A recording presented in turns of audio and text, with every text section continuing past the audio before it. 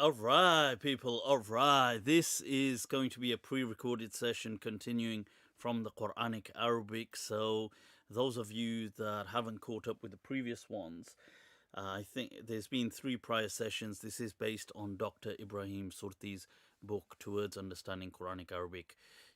Enjoy, people. I hope it's of some benefit. And Ramadan Mubarak. Mwah. Salamullahi alaikum.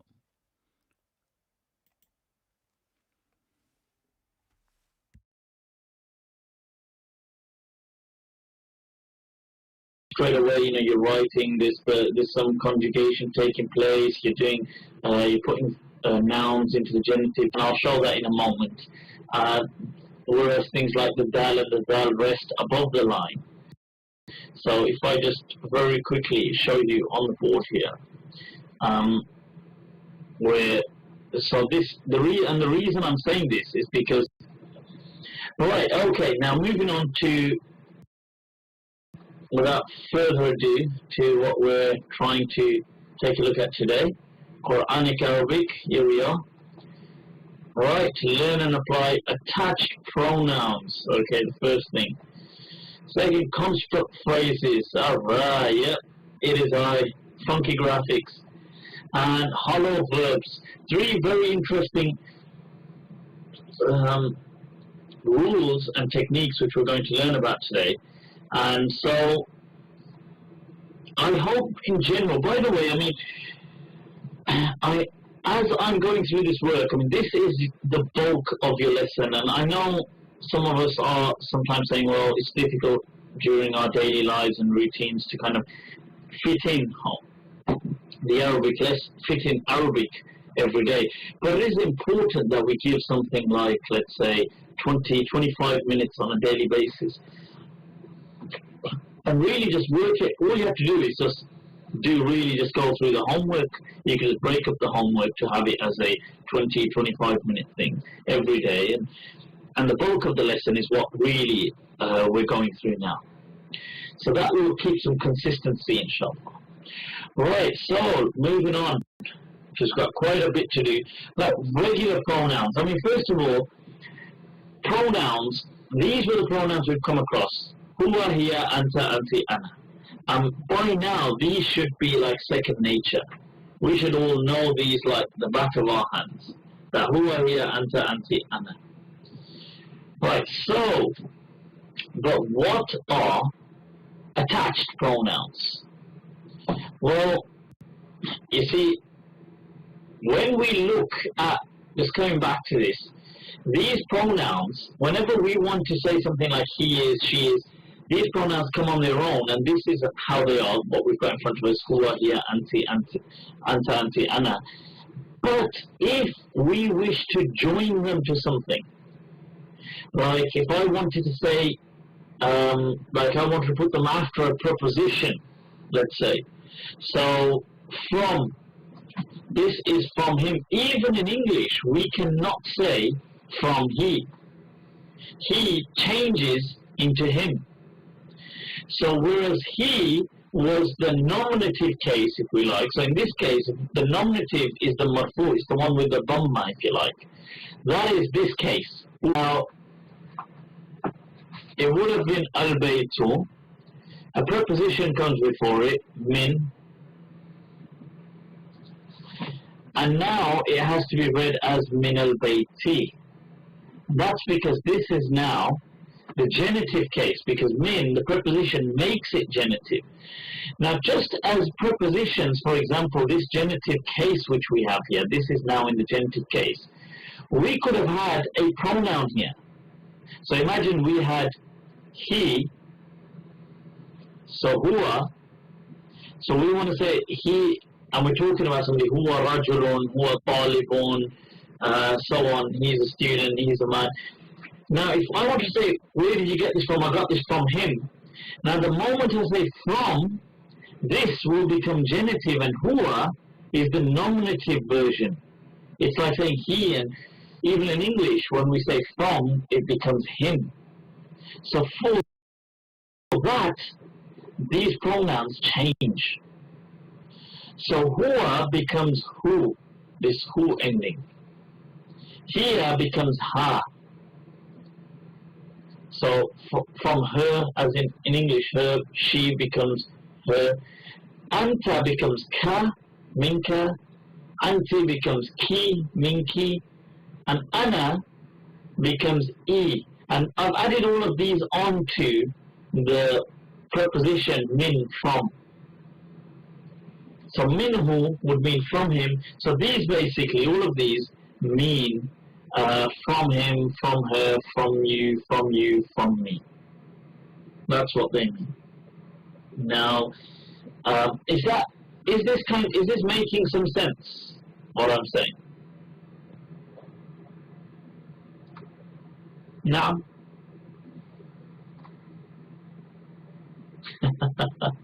Right. Okay. Okay.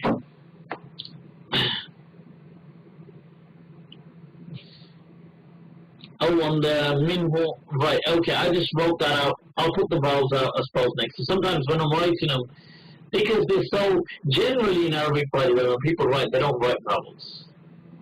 It's not like usually in Arabic. If you're just reading Arabic, there will be no vowels whatsoever. But obviously, we write them because we're learning. So sometimes when I'm writing them away, and it's just a bit, I might forget to put in the vowels, but I will, have more of an effort to make sure that the vowels are there. But this is obvious as well, so there shouldn't be confusion. But min hu, okay, from him. Okay, what we're trying to say is that pronouns can be of two types. Those pronouns which will come on their own, like he and she. Then there will be pronouns which will come attached to words or attached to prepositions, like in English, him or her. Okay, so those in Arabic are these what we've got in front of us. Who, for this, for he, ha, for she, ka, ki, and e, a ya at the end. So basically, if I wanted to attach a pronoun to either a word or a preposition, I cannot say min huwa. If I want to say from him, I cannot say min huwa or min anta, from you. That will be incorrect. It cannot happen because anta or huwa cannot join onto prepositions. If you add the prepositions to the nominative, these are the endings for them. Absolutely. So just as if you added a preposition to a word, the ending changes. So if you add a preposition to a pronoun, it changes into one of these. Is there a different ending for each nominative for every preposition? I'm not quite sure what you mean by that. I don't think I understood that.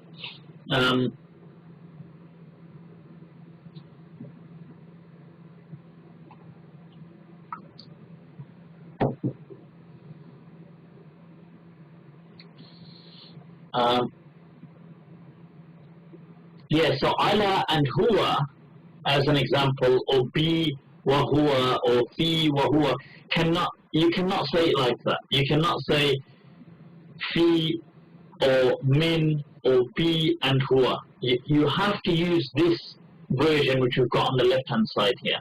You have to use hu, ha, ka, ki, and e at the end. Okay?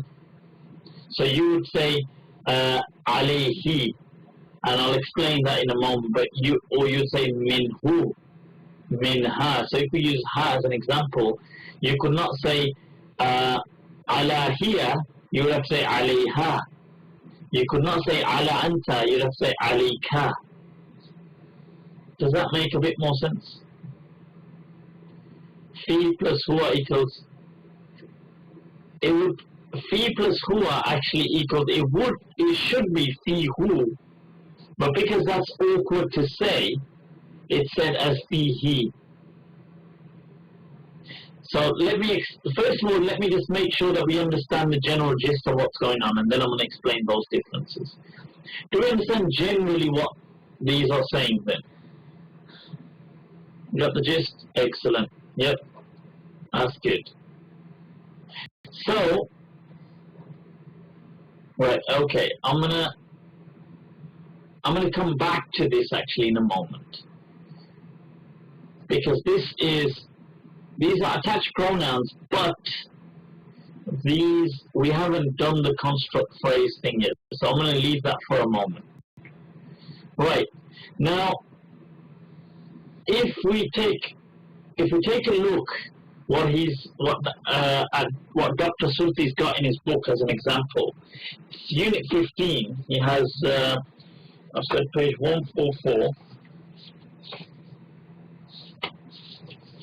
Right, actually, before you get to 144, 143. If you look at page 143, right, you can see at the bottom, Unit 15, he's got minhu, minha, minka, minki, minni. Number 2, bihi, biha, bika, and so on. With him, with her, lahu, for him, for her, laka, laki, li, ali, ilay, he's got fi, and so he's got all of those really. Right, now if you take a look at page 144, if you take a look at that, 144, number 7, first sentence on top, we can see it reads, Aina huwa? Huwa fil masjidi. What is that asking, first of all? Yep, Junaid's yelled out the answer here, which is good. Where is he? Huwa fil masjidi. So the person wants to ask, is he in it? As in, is he in the masjid? But he's referring to it with a pronoun because it is also a pronoun. So, هل هو فيه? هل هو فيه? نعم. هو فيه. Yes, he is in it. Now you could not say there, هل هو فيه هو? You couldn't say فيه هو. Huwa will become automatically who. It will become just the ha. The next example, number 8. Aina hiya? Where is she? Hiya fil fulk. What's al fulk? Hiya fil fulk.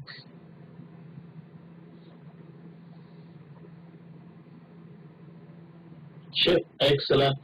Hiya fil fulk. Hal hiya fiha? Is she in it? Na'am, hiya fiha. And the whole point of these sentences is really not so much that the meaning is so great, but it's just to get the gist of these things, okay, these sentences. The next one, right, can somebody actually translate, can you translate number 9?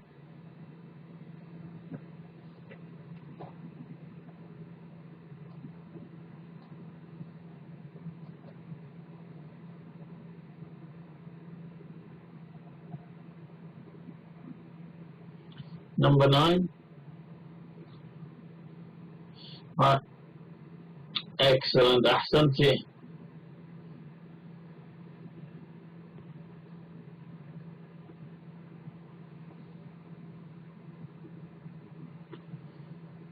Right. Anybody else? Amina's got it straight away. Did everybody else get that as well? Did you understand that? Right. Okay. Good. Excellent. As long as you got it. هذه غرفة. This is a room. والأب جالس فيها. Is sitting in it. Right. The next one, number 10. You translate number 10. من يترجم لنا هذا. Who will translate for us this?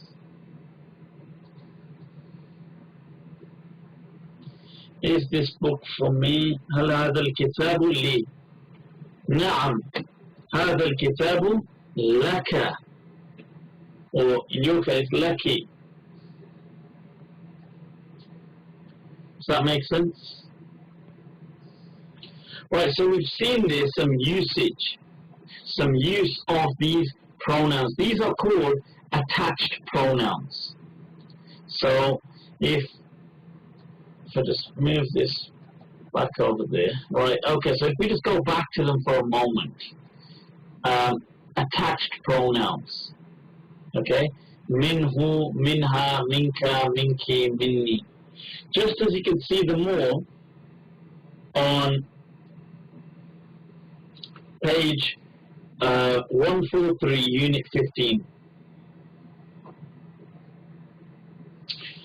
Right, okay, now that said, any questions on that? Is that okay?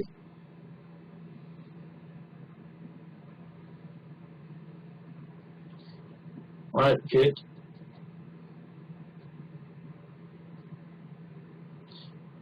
Okay, excellent. I think most people seem okay with that. Right, Dr. Samir, you okay with that? Yep, good. Alright, excellent. Okay, I suppose Bushra gets that as well. That's Dr. Majid. I think, come on, I'm sure you get... What it's saying, very simply, is that if that normal pronouns which we've learned, like these, huwa, hiya, anta, anti, ana, must be always used on their own, as though they're in the nominative, as though they're marfu. If you wanted to use them after a preposition, they will turn into these.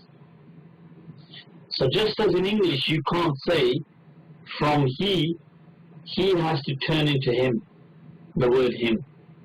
And in English, although nowadays we do use me instead of I quite a bit, but really the nominative case is just I.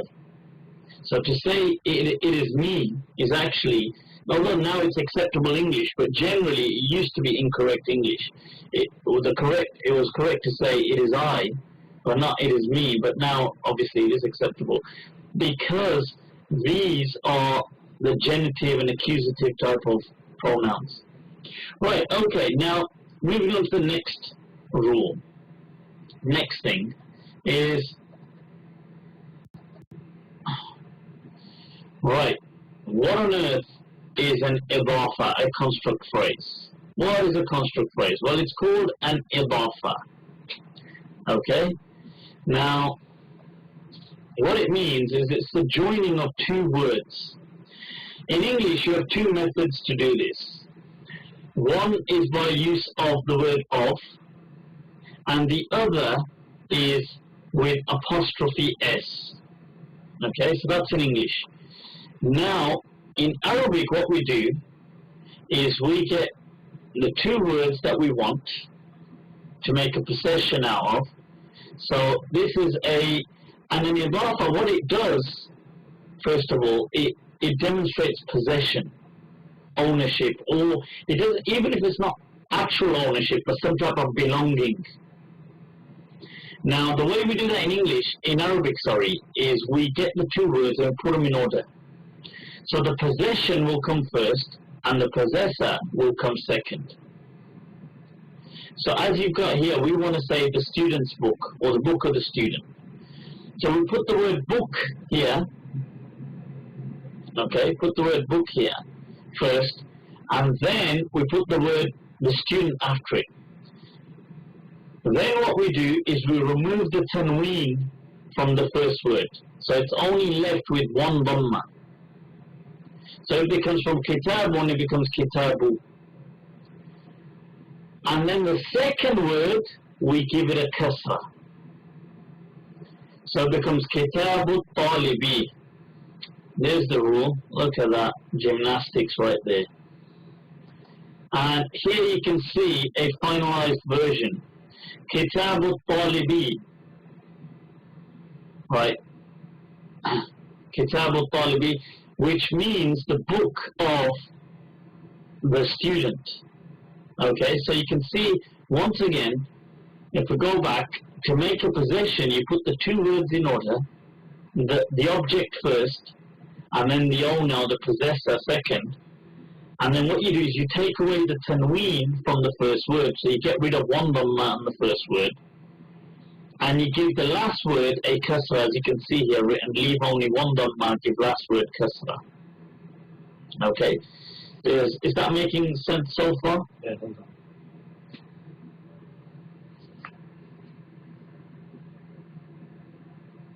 Well, what's going on? No, just before you do Oh, well, that's Junaid attempting to make notes. Right, so that's good. So that's basically the rule, that you put the two words together, the object first, and then the owner or the possessor second. You get rid of one dhamma from the first word, or one vowel rather, I'd say, and you give the second word a kasra. Now, okay, to start off with, we've got some words here. Right. The words you probably don't understand. Daraja means bike or motorbike, and sayyara means car. But the rest of the words you should understand. I'd like you to make the construct phrases for these. Make the idafas for them. Okay, so if you make that right now, and then I'll listen to your answers in a moment. So I'll give you, should I say, like 2 minutes to do that?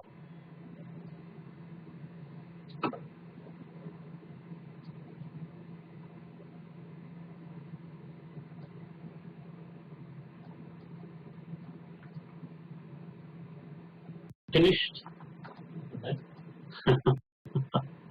Is that too ambitious? So we've got the words babun, al-baytu, talibun, al-madrasatu, baytun, al-ummu, darrajatun, al-bintu, and sayyaratun, al-abu.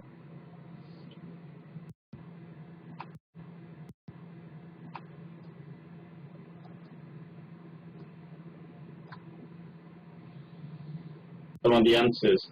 What is vowel on last year and last example? Sorry, which vowel on we done? Right, okay. I'll activate response.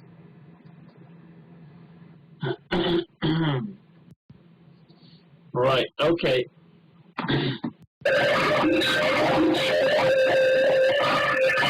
Okay. Right, okay. Yep, I can. Wa alaikum assalam. Can you read out your answers?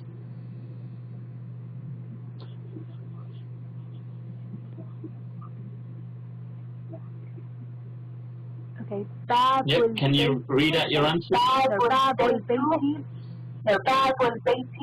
Good. Babul Bayti.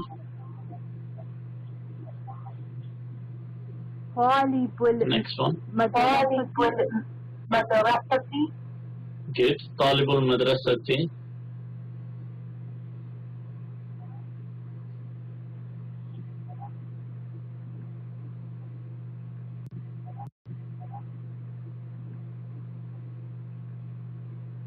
نعم. Next. Good. Bayt al-Ummi.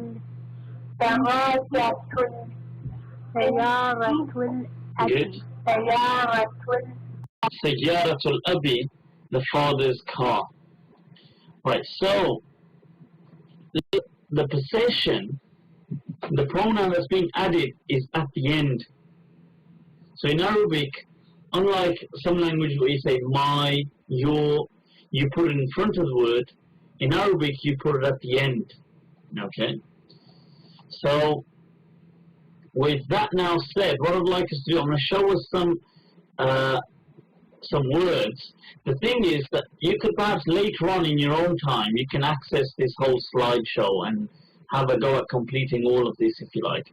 But right now, you could choose a word and you can kind of, attach it or construct a construct phrase with it. Like, so you attach it to these pronouns. So as an example, I'll go through the first one. Talib. So a student, talibuhu. His student, talibuha. Her student, talibuka. Your student, talibuki. And talibi, my student. Now, what I'd like you to do is, on your own, maybe just choose 2 examples perhaps and go through them. It's okay? You can kind of go through them. Right, if I was to say, how would I say my, my name? My name. Uh, in fact, what I'll do is I'll select people. That'll be easier. So we'll start from the top of the list. We'll start with you, Mahdi. So Mahdi, my name. How would you write that? You can write it in English and put it into the chat. Right, good. Okay, so we've already got that one answered. So Mahdi, that's going to be a bit of a cheat situation if I let you get away with that. So, okay, how would I say my country instead? Mahdi. And I know these, right, these haven't got vowels, I suppose. That's the, what did I say? Buddy, no, there's a lam in the middle, by the way. That's a lam. Ba, lam, dal. So how would it be? The word is balad, balad. So what I'll do is, as I give you the word, I'll read out the word as well to you. So Mahdi, balad, say my country, baladi. Excellent. Right. Okay, kasra. You cannot say qalamika. It should still be qalamuka. Okay, so you got the word, just to clarify that there, you've got the word, so whatever your word is, so in this case, the word is qalam, we've got that. Now, it would normally have two, but because we're making it into a construct phrase, it would just keep one, and then what we do is we add on the ka. And obviously you wouldn't write this bit, it would join on. So qalamuka. Or if it was feminine, yep, Samir, if it was feminine, qalamuki. It's coming back to the slide.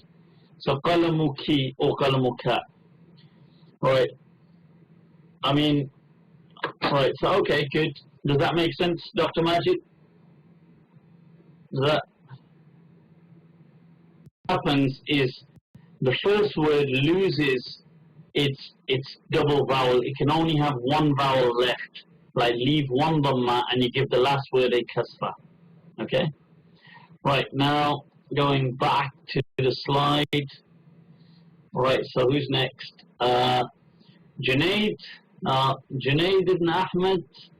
Go on then. Junaid, how would I, using the word ibn, son, how would I say her son? Her son.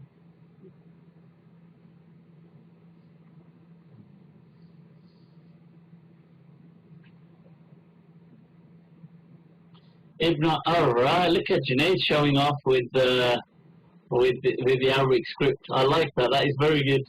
Alhamdulillah. If you can do that, guys, that's very impressive. That we've got. Right, where are we? Junaid Yasser, Professor Yasser. If Muallim, how would I say his teacher? Muallim, his teacher. His teacher.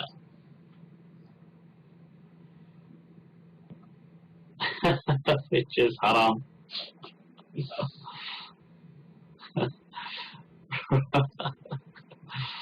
So muallimah. No, we're gonna do Spanish after this. No, okay. What do you mean muallimah? Because we've got a who. We've got a. This is a who, right? This is a who. This is a ha. It's a ka, ki, and e. So, if you said so what would it be? Yeah, so I want you to have a go again. Like try and you see you're on the right track, but you're just not saying the end clearly. So his teacher, how would that be? Muallim who, right, good, but we want all the vowels being read. So you can't just say muallim who, you gotta say saying all the vowels, even the one on the meme. Any idea? Are you writing? Muallimuhu, excellent. Yep, you're writing.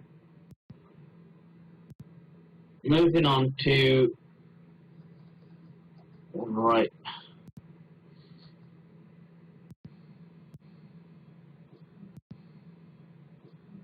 Yep, no. Right, okay, anyway. If we take a look at moving on to right. Right, we've got here 3 construct phrases to make. I'd like you to make these in Arabic. You can make them in Arabic. I'll give you just, what should I say, over a minute. Say Amina, I would say his house.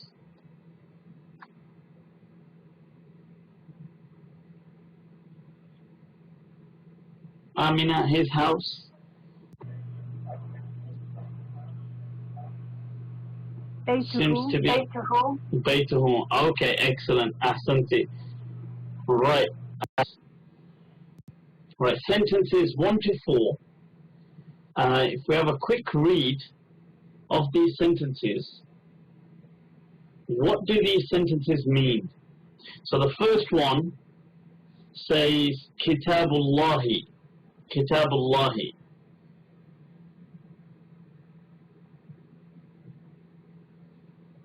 Right, excellent. Book of Allah. Number 2, Suratul Qurani.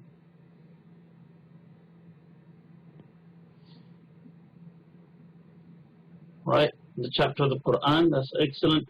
Suratul Rahman. That once again will be quite obvious. Surah of Aminah.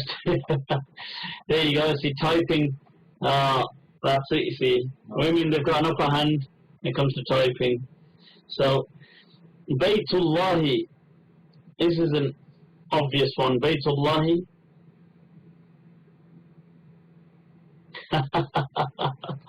You translated it already. Okay, good. House of Allah, excellent. Now the thing is, what I'd like you guys to remember is that as you go away and you're going to try to make construct phrases later on, you might forget the order. You might think, which word comes first? Is it the possession? Is it the possessor? And what to do is use these words as anchors. So use words that you already know, such as Rasulullahi, Baytullahi, Kitabullahi. These words we already know. So use these words as anchors to kind of remind you, oh yes, so if I say Kitabullahi, I know that, or Rasulullahi, obviously the messenger of Allah. That's how to do it. And as a rule, as a rule, if I just add there that these words, so if I just put that out, so something like Baytur Rajul, Baytur Rajuli, let's say Baytur Rajuli, the house of the man. Now, if, just as a rule to remember, that this word which comes in front can never have an alif lam, okay, on it, because it will be definite if it's joined onto or added onto something definite.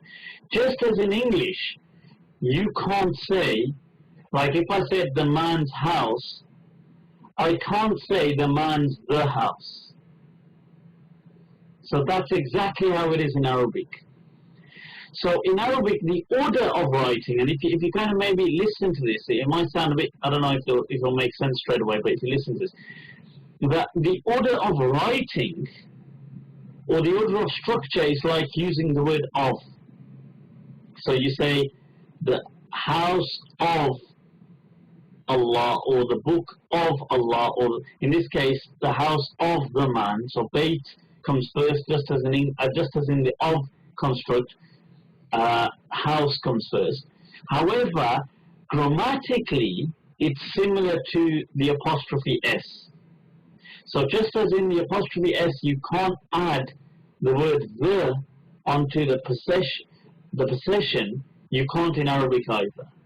So I can't say in Arabic, oh, al-baytu rajuli, just as I wrote that. You can't do that, okay? Does that make sense? I'd like you to... Does that make sense, guys? Yeah. Yep. Good. All right. I'd like you to take a look at the sentence number... It's on page 157, number 32. And it reads, Man tilka. I'd like you to take a look at that sentence and read it to yourselves and translate it.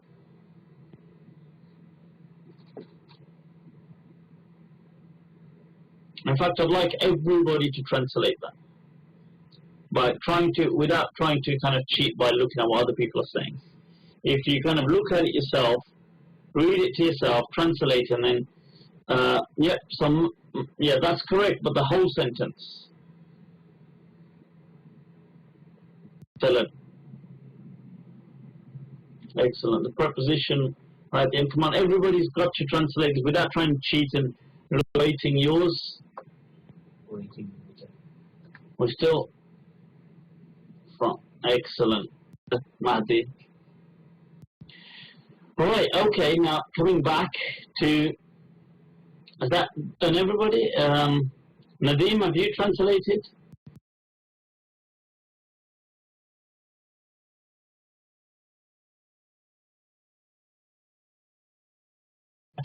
Attach pronouns. If I just take a new whiteboard here. Right, okay, now generally if you're going to attach the pronoun which is who, which means he, this one here. If you're going to put that at the end of a word which ends in either a ya or it's got just a kasra. So as an example, let's say the word fi. So the word fi ends in a ya. Now if you're going to join that on, so what you've got there, this should have been fi hu. However, it becomes very awkward to say so, to say fi hu. Therefore, it is read as fi he. Okay? So the rule is if hu is preceded by a ya or a kasra, it itself carries a kasra, just for convenience. Likewise, if we're taking a look at the word ilay, for example, ila, which means to. So if I said, that's inconvenient, right? Can you repeat that? Yep. So ila, which has a ya, so if you added that to the word him or it, if I want to say, oh, this is to him or to it, instead of reading it as ilayhu, which is how it should have been read, ilayhu, it is instead read as ilayhi, because it's easier to pronounce. And the Arabs were all about ease back in the days. It's like they used to chill out back in the days, sit under the palm trees and think, how do we create some ease in this language of ours? So, ilayhi, they found that much easier, so that's how we say it, basically.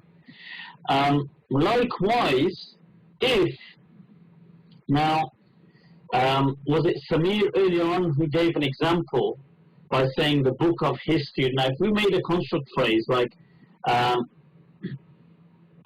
in fact, without getting into actually a complex sentence, let's use a sentence like, let's say, his room. How would I say his room? His room. His room, people.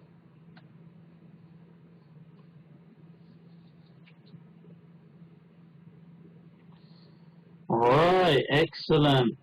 So, you got it there. غرف.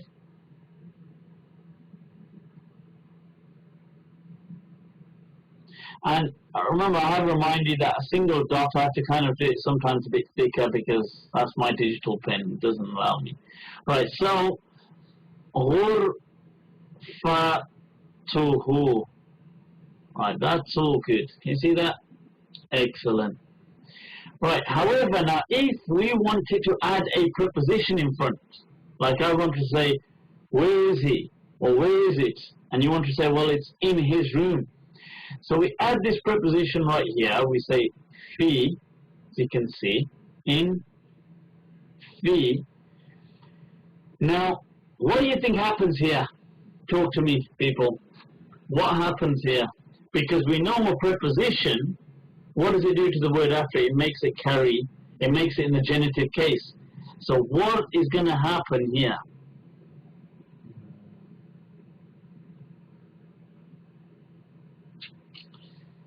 Look, anybody else answering?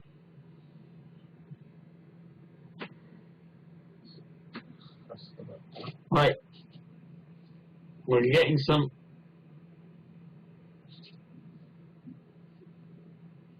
Right, guys. Kasra. Okay, we're getting some answers here.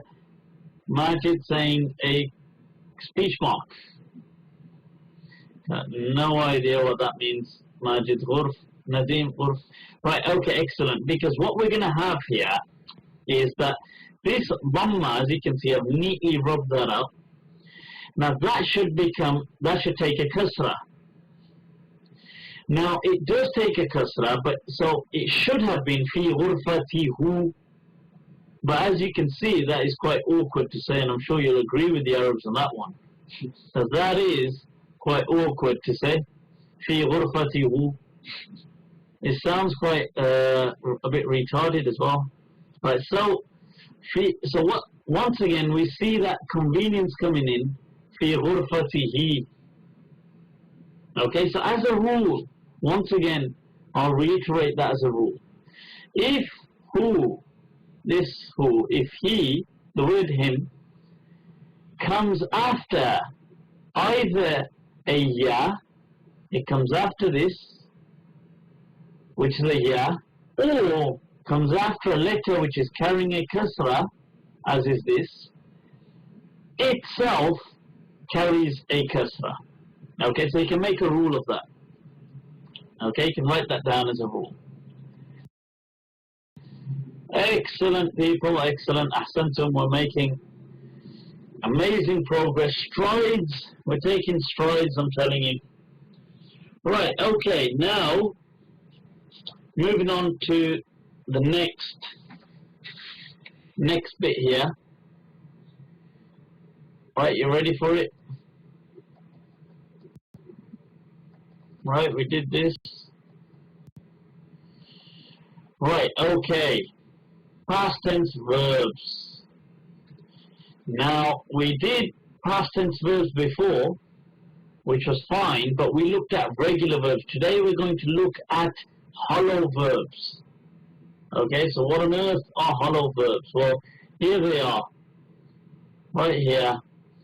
This, what you can see, this was a normal verb, the archetype which we learnt about, and it has three radical letters always to it, fa and ayn and lam. However, fa'ala, which means he did. In some verbs, that is missing the middle letter is, so it's a hollowness. So this, as you can see here, it's read as qala,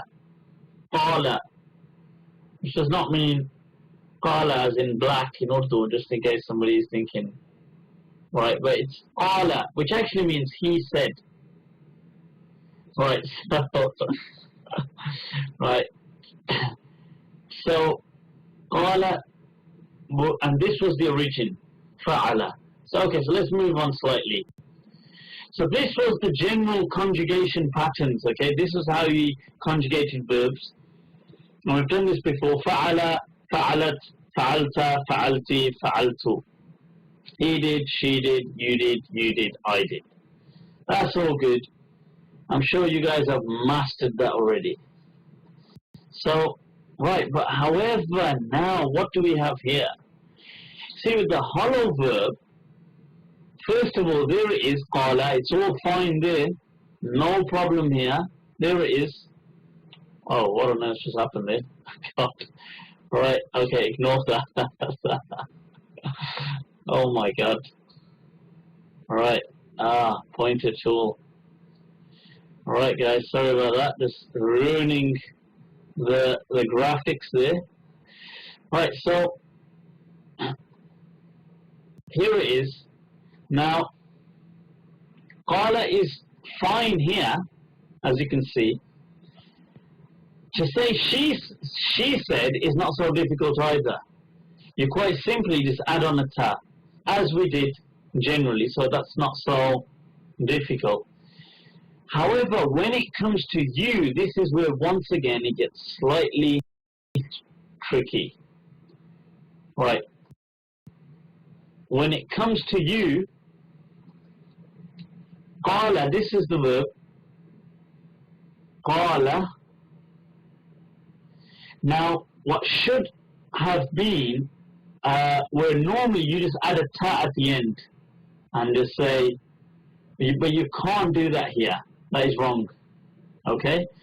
What we do is this qala originally actually used to be once upon a time qawala. Okay? It used to have a wow in there. Now, when you're saying, let's move this on. When you're saying she did, it's fine. But when you take this to you, the hollowness is dropped. We drop the hollowness. Okay? So, and because it used to be a wow originally, we give the first letter a dhamma. So we're joining it onto the third letter now. So as we've given it the dhamma, it becomes ul. And then we add on the ta at the end. So ul ta. Okay, ul ta. Right, now let's go back to that. And the rest is the same, qulti and qultu. I think it is important that we copy this out, this one scale, this hollow scale. Qala, qalat, qulta, qulti, qultu. That you said, I said, we said. And you can see in the last three, the hollowness is dropped. And you get this dhamma here saying qulta. And the reason it's a dhamma is because originally this was a wow. Okay, so really, this can only take two vowels anyway. It can only take a dhamma or a kasra, which we're going to see in a moment. Okay, so you're all copying that up. If you all copy out just this qala, qalat, qulta, qulti, qultu. You done that? Doing that.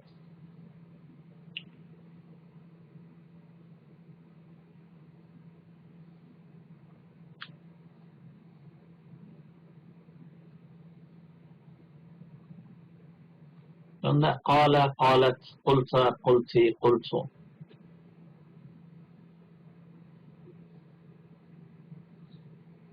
So likewise, if you were to take the verb now,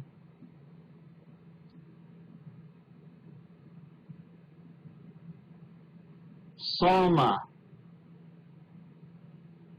which will fit on the same pattern as qala exactly, which means he fasted.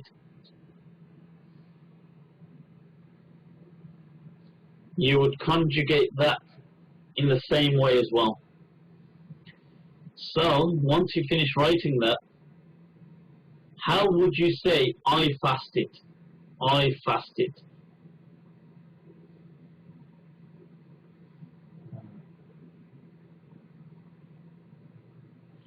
Excellent. Ahsantum. Sumtu. It's exactly the same. Qultu. It's on that pattern. Okay? Has everybody finished copying this up?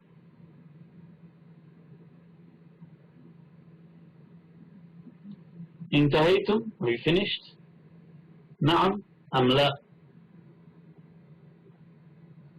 Yep, نعم. Good. Right, so as I mentioned, but let's go back to this. This could only be one of three. It could either be what the hollow letter can only be a vowel letter, and there's only three vowel letters. There's an alif, there's a waw, and there's a ya. And basically, they call these vowel letters because they sound. No, we're just coming to that now, Majid. That they sound like vowels. They sound like fatha, dhamma, and kasra. Now, if it was a waw, it will carry a dhamma. If there was anything else, it will carry a kasra. How would you write sumtu in Arabic? There you go. Right here.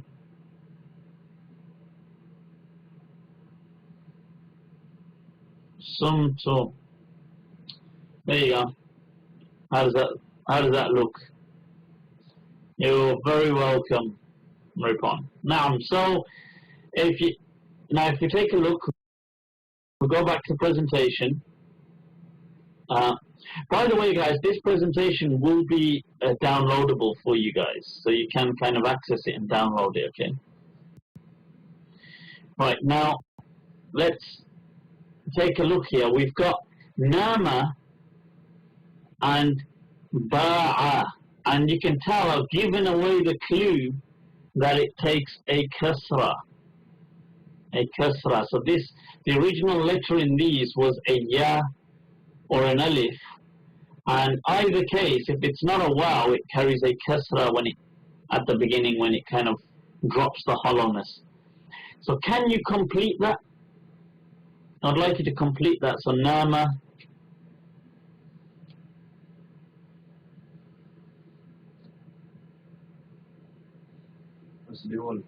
Yep, go for it. Because I mean, it's the whole point. The way we're going to really remember these is there has to be active learning. Remember, what the last letter used to be. Aha, good question. Spoken like a true detective, Majid. At this stage, I'll just tell you what they are, but later on you'll recognize how you know because you'll know through the present tense verb. Because whenever you'll be given a verb, you'll be given both the past and the present. And the present tense will tell you what it was. But at this stage, you'll just have to take my word for it, I guess. Okay.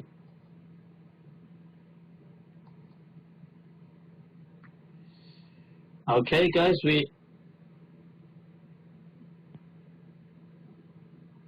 any luck with the correct answers?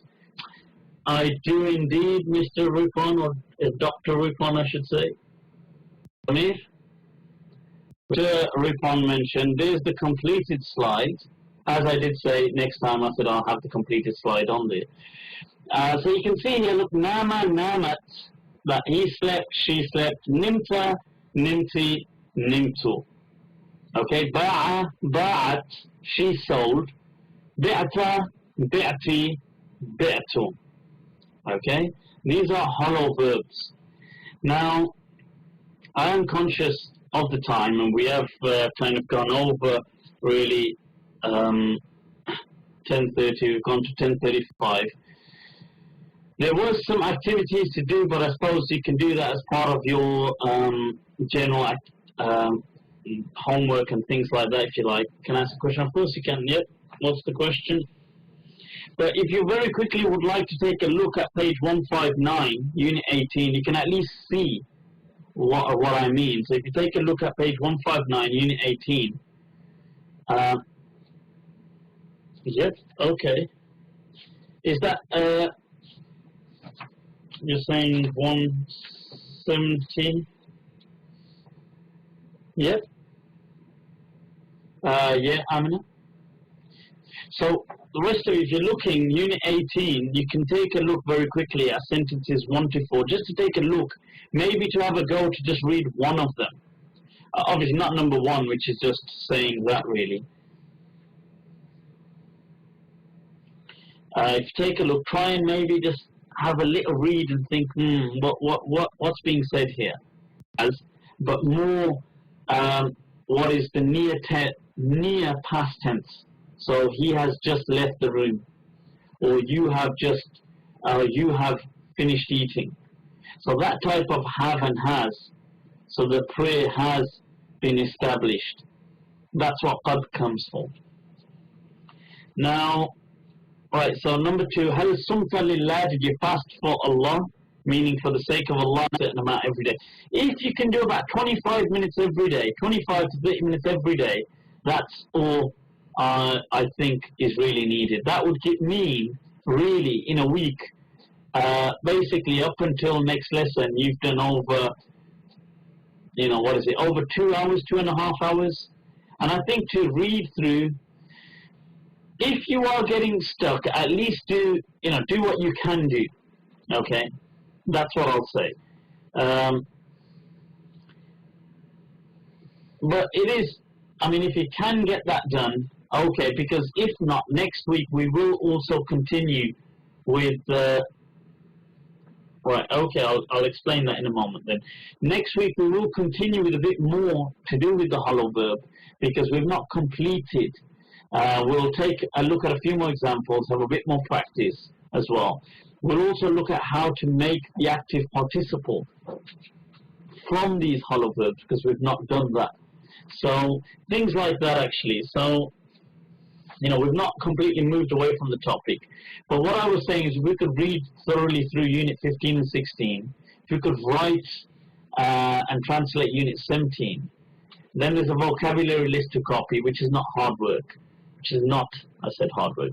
5 construct phrases we've got to make as part of exercise number 22. Which is part 1. Part 2 is placing the vowels. It's not actually difficult. What they mean is, if you look at page 172, right now, you can see the exercise. You've got loads of 10 Arabic sentences, and this is how they write in Arabic. They write them without the vowels. But they're asking you to write the vowels, put them down. Because you should be able to now actually make those vowels out using the grammar that we know. And it is quite interesting what you can do. You don't have to actually write that out. I know, was it Ripon that actually, I think it was Ripon, that he just kind of, he just took a picture of it and then just did it on that, really. Was that you, Ripon? Just did it on his book. So, it saved him time, as opposed to, yep, he took a photocopy and he's kind of like just done the vowels on the photocopy and then scanned that. And I thought that was pretty good, because, in a way, and then annotated, of course, Dr. Ripon. Right, so the thing is that it just meant that it saved him time in having to write the whole thing. Okay, thanks for that. Again, so you can hear us. And like I said, when it comes to translating sentences, you can just do something like take 2 a day. And like I said, when it comes to translating sentences, you can just do something like take 2 a day. Or, you're at work, you just remember the English. Oh yeah, I had to remember that, oh boy, what is your name? Who are you and where is your house? So, oh boy, what's your name? Who are you and where is your house? So now you're trying to work through that during the day. Things like that, just to make it easy on yourself, that's all. So inshallah, jazakumullahu khair. I think we've gone through quite a bit. We covered attached pronouns, moved on to construct phrases, and then looked at hollow verbs and how to conjugate them, and really quite an extensive amount. What's number 2? Number 2 was, I mentioned putting the vowels onto those words. You can just photocopy and put the vowels and scan it. Any questions, feel free to get in touch. You can use the WhatsApp group. Junaid will add any of you if you're not added onto that already. I'm not sure if you are, Nagina, but Junaid can add you onto the WhatsApp group. For any questions, the WhatsApp group is always better, so everybody else can benefit as well. Now I think, inshallah, I'll go get some rest. جزاكم الله خير, and I'll see you all next week. Inshallah. مع السلامة. السلام عليكم.